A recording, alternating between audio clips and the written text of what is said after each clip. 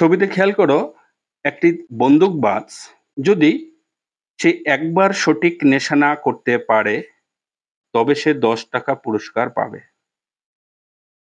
কিন্তু যদি তার নিশানা গলদ হয়, কিন্তু তাকে ফাইন দিতে হবে ৫ টাকা।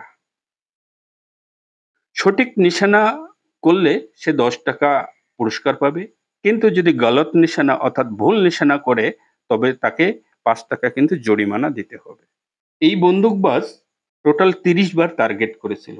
টোটাল ৩০ বার টার্গেট করে সে ১৬৫ টাকা লাভ করেছিল। ১৬৫ টাকা লাভ করেছিল। বলো তার সঠিক নিশানা কয়টি ছিল? পারবে? যদি পারো ভিডিওটিকে পজ করে এক্ষুনি করতে থাকো এবং তোমার উত্তর তুমি কমেন্টে জানাতে ভুলবে না। অনেকভাবে করা যায়। বিভিন্ন জনে বিভিন্নভাবে করে দেখাতে পারে।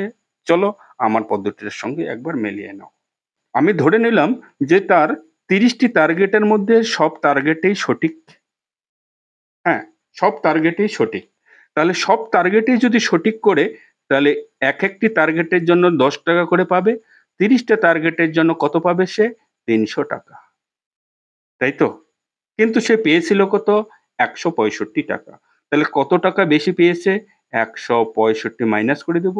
১৬৫ মাইনাস করে দিলে ৫, ৭, ৩, ২, ১।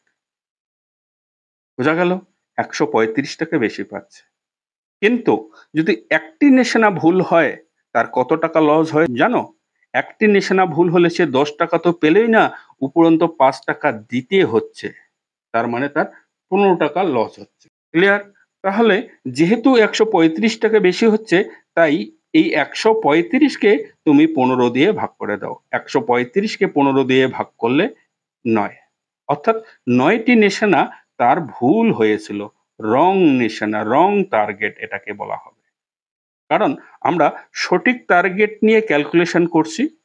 আমি ধরে নিয়েছিলাম শুরুতেই যে ৩০ টি টার্গেটে তার সঠিক ছিল।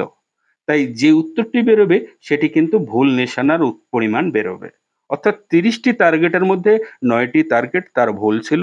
তাহলে সঠিক টার্গেট ছিল ৩০ এর থেকে ৯ বাদ দিয়ে দাও। অর্থাৎ ২১ টি টার্গেট তার সঠিক ছিল। ভিডিওটি ভালো লাগলো।